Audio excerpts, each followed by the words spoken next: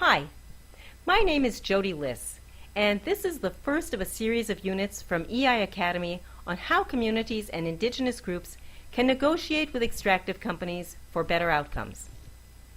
The 11 videos that follow this audio are each quite short in length. Most are less than 10 minutes long, and they broadly cover the sorts of issues that are most common in extractive deals and contracts. I'll be releasing them sequentially on Goxi over the next several weeks.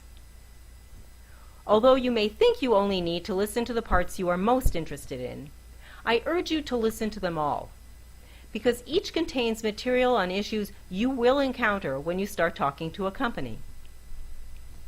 The idea for them started in 2015, when two civil society groups I was talking to about EI Academy, one in Africa and one in Latin America, and both facing new and controversial extractive projects in their area, both asked me the same question: how can we get the companies to talk to us?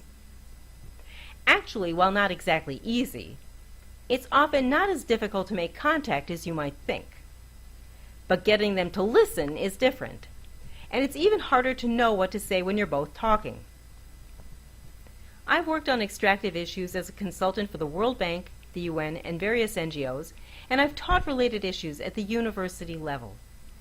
But nothing taught me as much about what is possible with company-community negotiations as watching one being negotiated over the course of 2 years in my own community, through collective bargaining between a natural gas company on one side and former classmates and friends and acquaintances on the other. It's my hope that these videos can be of use for groups and communities anywhere in the world. If you're interested, they can easily be translated into any language, and I would be happy to work with you to do so. You may think your situation is unique, so how can these videos apply to you? The reason is, while communities are each different and face their own specific situations and challenges, extractive companies, how they operate, and especially the deals they make, are usually just variations on a theme. Communities may be highly individual, but companies rarely are.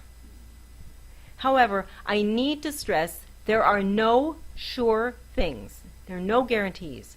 There's no one recipe that will make a great deal happen. Much of it has to do with the specific circumstances. The videos talk about general best practices and an ideal setting. They're a place to start. What you face will be quite different. If you choose to use some of the ideas presented here, you will have to tailor them to your unique situation, and to be blunt, you may well have to face and deal with pressures and opposition that will make this a great challenge. The forces of privilege, corruption, politics, and also people who simply have different priorities than you do. But better agreements are possible. I chose to do these videos in a visual format and in a more conversational tone than usual for a couple reasons. One is that I just think that videos of people just talking mixed with photos feels too distant after a while. And there's really no need for much of this material to be presented in as formal a way as it often is. I also believe that cartoon images are more visually neutral and flexible while still being very expressive. Plus, for communities with a high rate of illiteracy, this approach may be more useful. Company-community agreements are slowly becoming more common.